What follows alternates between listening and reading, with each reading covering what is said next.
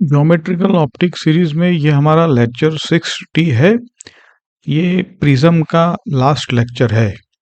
इसमें हम dispersion of light और बेसिकली प्रिज्म कॉम्बिनेशंस जो होते हैं वो सारी चीज़ें कवर करेंगे।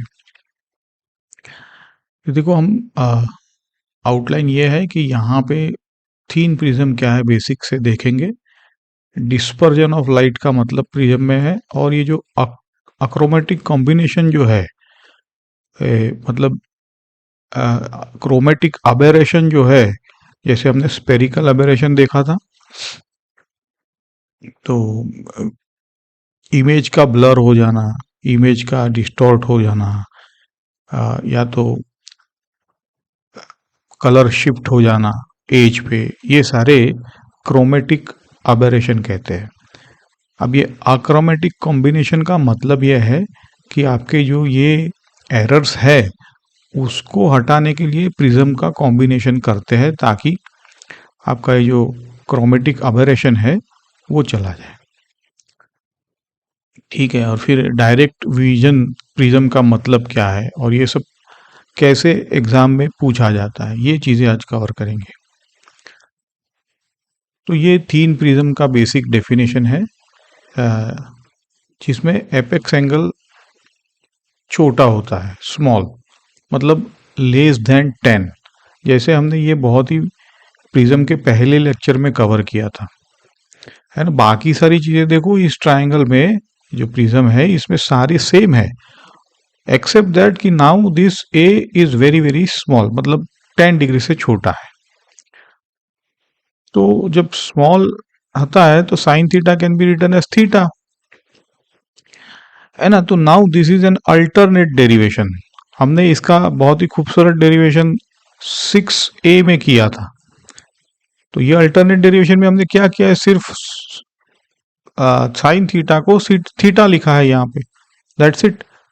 बाकी सारी चीजें सेम है। तो देखो यहां से आपका जो डेल्टा निकल के आता है ये हम देखेंगे कि ये फॉर्मूला है आपका μ-1a। अब देखो कैसे आता है। तो a तो हम लिखेंगे r1 + r2, ये तो हम करते ही आए हैं। स्नेल्स लॉ अगर हम फेस प्रिज्म के दोनों फेस पे लगाएंगे तो it can be written as this. अब देखो टोटल डेविएशन हम देखते आए हैं। टोटल डेविएशन पहला जो है Δ1 वो I1 - R1 है, दूसरा जो है वो I2 माइनस, और दोनों क्लॉकवाइज है सेम डायरेक्शन में, तो इसलिए दोनों को ऐड किया है।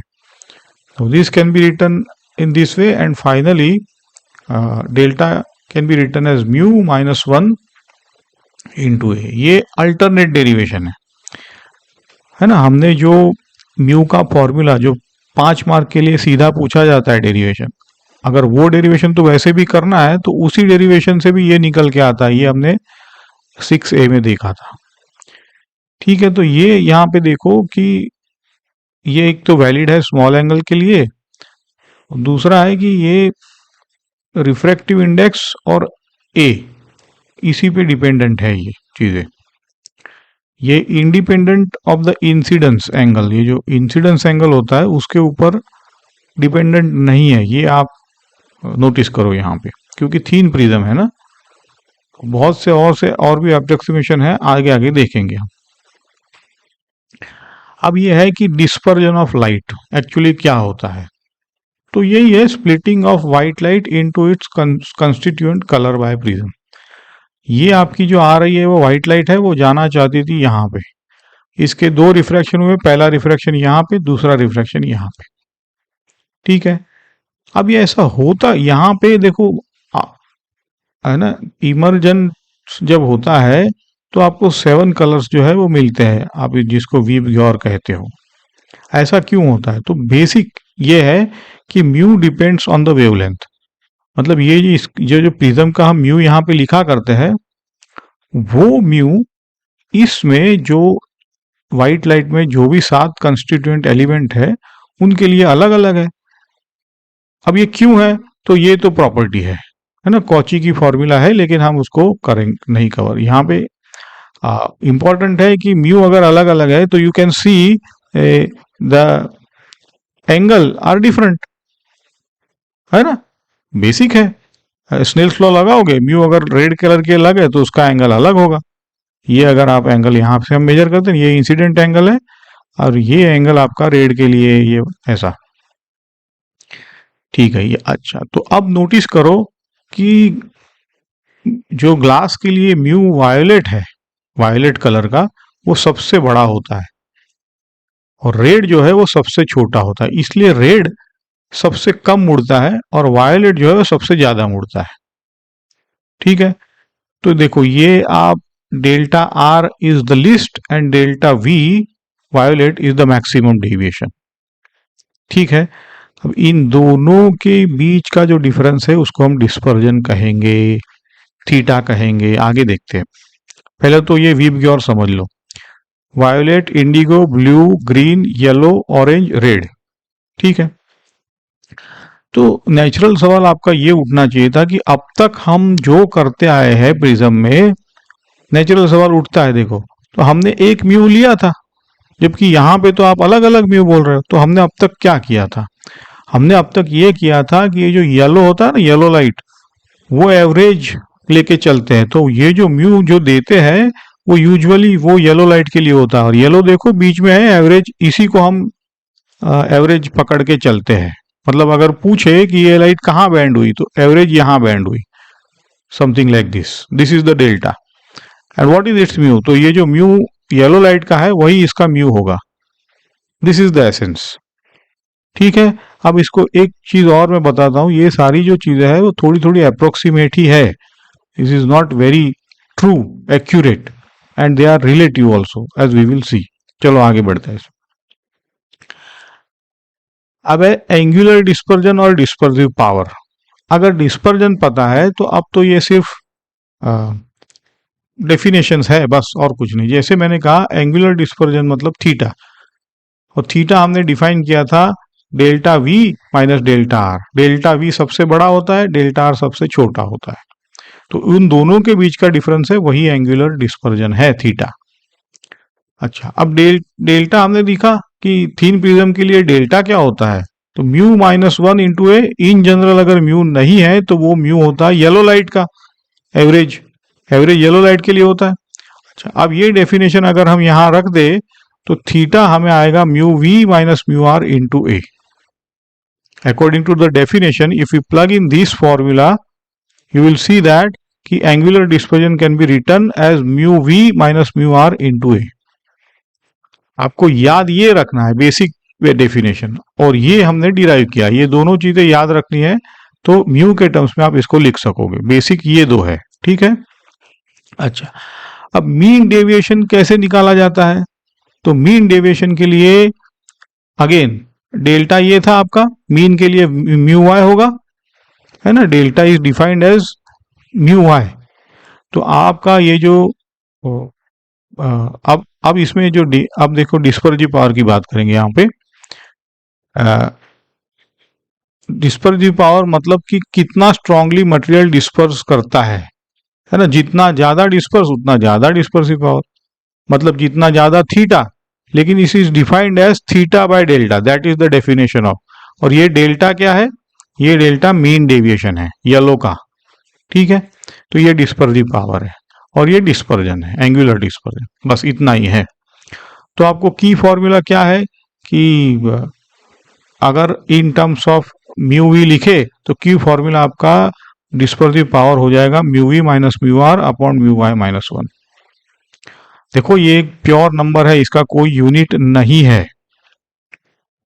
ना, क्योंकि ये डेल्टा भी एंगल है, ये भी एंगल है, ये प्योर नंबर हो जाएगा। लार्जर ओमेगा मतलब मोर डिस्पर्सिव, वो प्रिज्म ज्यादा डिस्पर्स कर सकता है।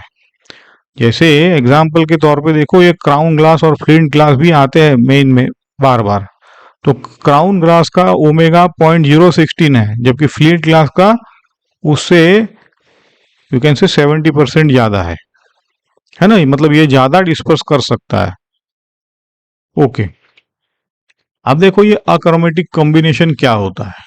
जैसे मैंने कहा कि क्रोमेटिक मतलब कि एबेरेशन, मतलब एरर्स, तो उसको अक्रोमेटिक कैसे बनाया जाए, तो इसी के लिए दो चीजें हैं। तो गोल है two prisms arrange so that dispersion cancel but the net deviation remains. अभी ये एक गोल है कि हमें भाई डिस्पर्जन नहीं चाहिए, क्योंकि डिस्पर्जन की वजह से क्या होता है कि हर एक रे अपना खुद का इमेज बनाएगा, तो एक्चुअल इमेज कैसे दिखेगा। ओके, तो देयरफॉर वी कैन से कि नेट डिस्पर्जन 0 चाहिए। इसका मतलब क्या हुआ कि θ1 और θ2 इक्वल कर दो। जैसे ये क्राउन प्रिज्म ऐसा रखा है, तो ये जो है वो थोड़ा इधर मुड़ेगा, जबकि जो फ्लिंट प्रिज्म है वो उल्टा रखा है, तो वो उल्टा मुड़ेगा उसको, है कि नहीं। उल्टा रख दोगे तो उल्टा ही मुड़ेगा, उसकी प्रॉपर्टी है, क्योंकि रिफ्रैक्टिंग एंगल तो ये है, तो इसीलिए उसने उल्टा मोड़ दिया। तो अब जितना इधर मुड़ा उसके उल्टा उतना मोड़ दो, तो आपका नेट डिस्पर्जन 0 हो जाएगा। और ये जो व्हाइट लाइट दिखाई ना, वो एक्चुअली जैसे मैंने कहा हम लोग येलो को ट्रेस करते हैं, और ये जो दोनों डिस्पर्जन है वो एक दूसरे के रिलेटिव है। तो these are not very exact thing, but nevertheless we can say this is theoretically correct। θ1 equal to θ2 लिखेंगे हम, क्योंकि वही तो अक्रोमेटिक कॉम्बिनेशन है जहां पे हमें डिस्पर्जन 0 चाहिए था। या तो आप लिखो θ1 प्लस θ2 इक्वल टू 0, और θ1 प्लस θ2 इक्वल टू 0 का मतलब यही है कि ये प्लस में था, ये माइनस में था, और ये दोनों इक्वल थे, तभी ये प्लस और माइनस बना के 0 बनाएंगे। तो आइदर यू से दैट और यू से दिस। ओके, अब θ1 कैसे लिखेंगे, तो भाई इसका रिफ्रैक्टिंग एंगल, और θ2 के लिए इसका रिफ्रैक्टिंग एंगल। बाकी जो भी म्यू है वो तो डिसाइड करता है कि कौन सा प्रिज्म है ना। क्राउन प्रिज्म के लिए म्यू उसका, और फ्लिंट प्रिज्म के लिए उसका म्यू। ठीक है, तो यहां से आपका जो दूसरा ए प्राइम है कि कौन सा प्रिज्म चाहिए वो निकल के आता है। Once you have chosen a, you know कि उल्टा रखने के लिए जो प्रिज्म हम लेंगे उसका रिफ्रैक्टिंग एंगल क्या होना चाहिए, और उसका प्रॉपर्टी तो हमें पता ही है, बस उसका एंगल अलग होगा, मतलब वो हमें डिसाइड करना रहता है। ठीक है, अब ये तो हो गया भाई, आपको नेट डिस्पर्सन 0 चाहिए था, लेकिन अब डेल्टा नेट क्या होगा, वो भी अलग अलग होता है। एक प्लस है तो एक माइनस है, तो इसके लिए ये ए का डेल्टा मतलब क्राउन फ्लिंट, और दूसरा ए प्राइम का डेल्टा, दोनों उल्टे हैं तो माइनस कर दिया। ठीक है, अब देखो जैसे मैंने कहा इक्विवेलेंटली आप ये भी लिख सकते हो कि डिस्पर्सिव पावर हमें 0 चाहिए। This is practical way of saying. Okay, तो डिस्पर्सिव पावर कैसे होता है, तो this is the definition, omega times delta. और ये प्लस किया है क्योंकि ये प्लस है तो ये माइनस है, तो दोनों को जोड़ के नेट 0 होना चाहिए। Okay, so in terms of dispersive power delta net can be written like this. ये भी एक इंपॉर्टेंट फॉर्मुलेशन है, आपको याद रखना है, बस इतना ही है। जैसे मैंने कहा कि अब ये जो है, जो टू इन्वर्टेड प्रिज्म है relative to each other, so the deviations partially तो कैंसिल होते हैं, मतलब है ना, सारा 100% कैंसिल नहीं होगा, रिलेटिव है तो पार्शियल कैंसिल होगा, but this is our theory and we will restrict to this. Okay, अब होता है डायरेक्ट विजन प्रिज्म। इसका मतलब यही है कि डिस्पर्जन विदाउट डेविएशन, मतलब डेविएशन 0 चाहिए, है ना। Produce spectrum along the original direction of light, मतलब ये लाइट की डायरेक्शन थी, तो मुझे स्पेक्ट्रम देखना है, ये जो विबग्योर है ना वो देखना है मुझे, तो वो उसी के लिए बोलते हैं डायरेक्ट विजन, है ना। और ये इसका एप्लीकेशन देखो पहले तो कि स्पेक्ट्रोस्कोप्स जो होते हैं, स्पेक्ट्रम व्यूइंग इनलाइन मतलब आपको एक्सपेरिमेंटली इन सीटू आपको देखने होते हैं ये सारी चीजें, तब आप ये मतलब ये एप्लीकेशन इंपॉर्टेंट है। तो वहां पे आप कहोगे कि नहीं मुझे डिस्पर्जन चाहिए because I want to see the spectrum, so but I in that case I will not allow net deviation, है ना, तभी तो मैं सीधा देख पाऊंगा dispersion. So in that case पहले का डेल्टा इज इक्वल टू दूसरे का डेल्टा प्राइम होना ही चाहिए, तभी तो नेट डेविएशन 0 होगा। तो अगर पहले का ए है दूसरे का ए प्राइम है, तो हम नेट डेविएशन 0 के लिए ए प्राइम हम ढूंढ लेंगे, और उनका जो म्यू है वो तो प्रॉपर्टी है। So this is how we find a prime for net deviation. अच्छा, अब नेट डेविएशन तो 0 था, लेकिन डिस्पर्जन कैसे होगा? नेट तो पहले का माइनस दूसरे का, ठीक है, सिंपल है कि नहीं? So and this is non zero, the whole point is to retain dispersion, that is what it is. Okay, तो यही दो वेरिएशंस है बस इसमें। चलो, अब ये प्रॉब्लम पहला है, ये आपको ना इसमें धीरे धीरे जाते हैं। पहले तो एक वर्ड आया है बाय प्रिज्म। बाय प्रिज्म का ऑब्ट्यूज एंगल मतलब ऐसा है कि ये एक प्रिज्म ऐसे रखो, दूसरा प्रिज्म उसके नीचे रखो, ऐसा कॉम्बिनेशन करो ताकि ये जो पूरा एंगल अल्फा मिले वो ऑब्ट्यूज मिले, वो 178 है, ठीक है। ये एक्चुअली वेव ऑप्टिक्स के लिए है, लेकिन आपने हम नेक्स्ट चैप्टर है, बट इसको हम समझते हैं कि क्या हो रहा है। Distance from the slit is 20 centimetre. मतलब स्लिट मतलब एक सोर्स है जहां से लाइट निकल के यहां टकराने वाली है। तो ये जो एल कहो या ए कहो, है ना, क्योंकि ये तो थीन है, ये प्रिज्म ही थीन है, तो ये तो हम निग्लेक्ट करेंगे ऐसे। तो कई बार इसको ए कह देते, कई बार इसको एल कह देते, डजेंट मैटर। रिफ्रैक्टिव इंडेक्स दोनों का दिया है 1.6। अब पूछा है कि नंबर ऑफ इमेजेस कितने बनेंगे, डी। अब देखो धीरे धीरे चलते हैं कि ये जो डी है, एक सोर्स इधर था, लेकिन उसका एक इमेज यहां बना, एक इमेज यहां बना, और इन दोनों के बीच का सेपरेशन है डी। अब ये क्यों ऐसा होता है? तो हमने स्लैब में शिफ्ट नहीं पढ़ा, स्लैब में लीनियर शिफ्ट होता है, जबकि ये जो है ना ये भी शिफ्ट ही है, लेकिन ये एंगुलर शिफ्ट है, बस इतना ही है। अब देखो क्यों ऐसे आ रहा है, पहले तो हम स्टेप 1 करो। Refracting angle of each thin prism, तो भाई ये रिफ्रैक्टिंग एंगल है, दोनों सेम है। अगर ये अल्फा है तो 180 माइनस अल्फा दोनों सेम है, डिवाइड बाय 2, तो दोनों का ए तो मिल गया, ठीक है, पहली बात ये हमने कर लिया। अब डेविएशन कैसे निकालेंगे हम? तो डेविएशन का फॉर्मूला है, ए मिल गया, म्यू दिया है, तो डेविएशन निकल गया, ठीक है ना। अब इसको रेडियन में कन्वर्ट किया, क्योंकि ये डेविएशन जो आएगा म्यू की वजह से, क्योंकि ए तो है वो तो डिग्री में दिया है, तो इसको रेडियन में कन्वर्ट कर लिया। आई होप कि this you are it's easy for you. अब देखो कि सेपरेशन कैसे निकाला जाता है। तो सेपरेशन के लिए ये फॉर्मूला है, लेकिन हम इसको देख, पहले आप रे डायग्राम ड्रॉ करते, देखो यहाँ से एक रे निकला, यहाँ पे ये थोड़ा सा टिल्ट होगा, और यहाँ पे और एक रिफ्रैक्शन होके यहाँ मिल रहा है, लेटेस्ट से ये यहाँ मिला है, और दूसरा रे यहाँ पे टकराएगा, ये भी थोड़ा टिल्ट होगा, और भी रिफ्रैक्शन हो गया, ये यहाँ मिला है। तो इसको लगेगा कि ये रे आ कहाँ से रहा है, तो इसको आप बैक ट्रेस करोगे तो यहाँ से आ रहा है ऐसा लगेगा, इसको लगेगा ये यहाँ से आ रहा है ना। तो ये भी तो शिफ्ट ही है, लेकिन देखो अब ये हमें पता है कि इन दोनों के बीच एंगल कितना है, डेल्टा है, क्योंकि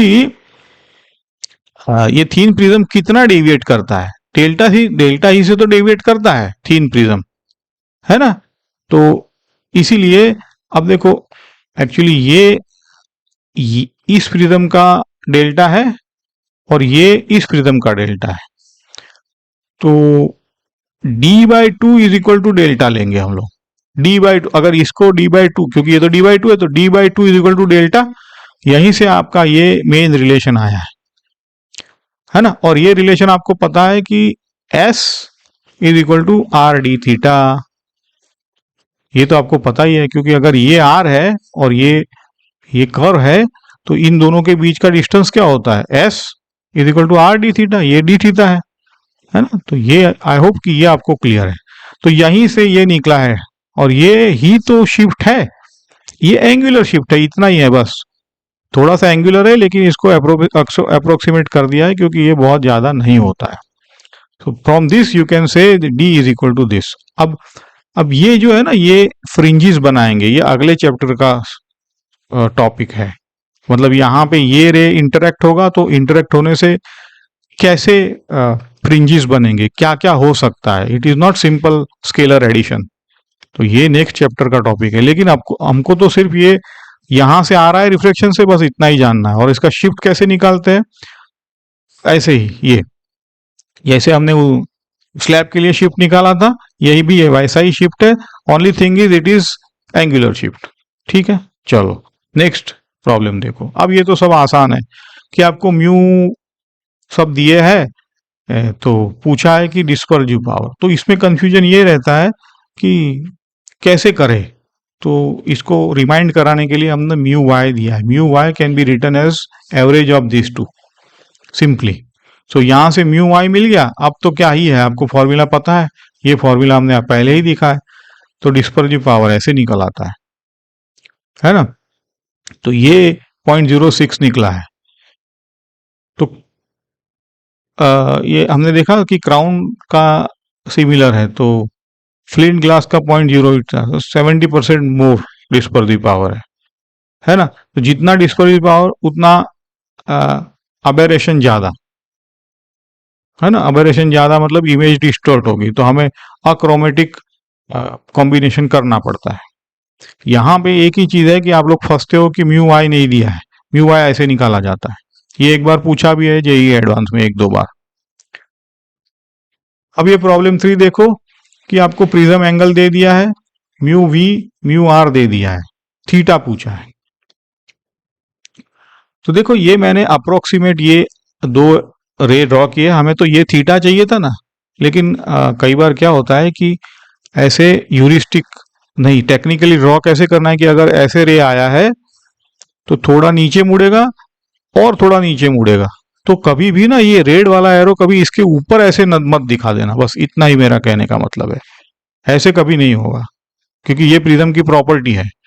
हालांकि ये आपको थीटा दिखाने के लिए ऐसा ड्रॉ किया है, जा रहा था ऐसा, मुड़ा ऐसा, और भी मुड़ेगा ऐसा, है ना। थोड़ा सा रेड इधर, ब्लू इधर, थीटा। अब थीटा का तो फॉर्मूला आपको पता ही है, mu V minus mu R.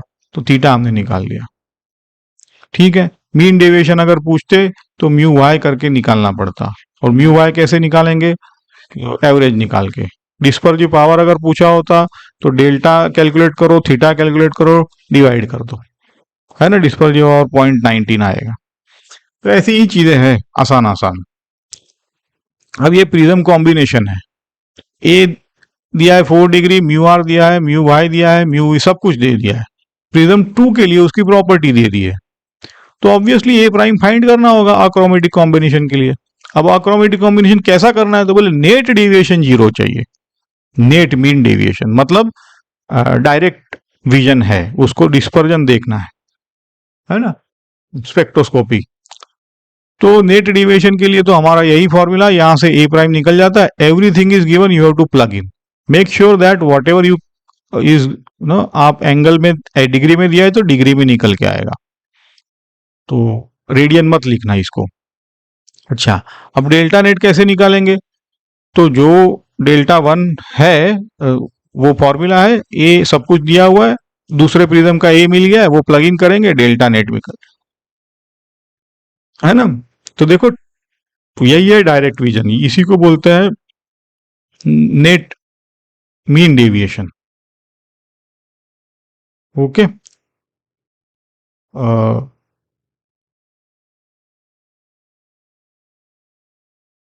तो यहाँ पे डिस्पर्जन इक्वल टू 0।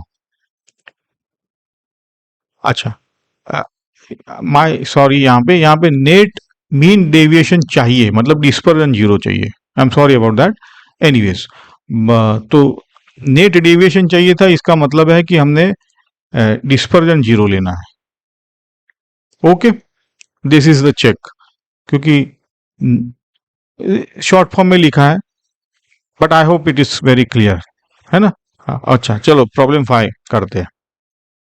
अगेन ए दिया है, म्यू सब कुछ दिया है, क्राउन क्राउन और फ्लिंट कॉम्बिनेशन होता है, तो ये है सब दिया है। अब आपको क्या करना है, तो डायरेक्ट विजन का मतलब डेल्टा 0 होना चाहिए।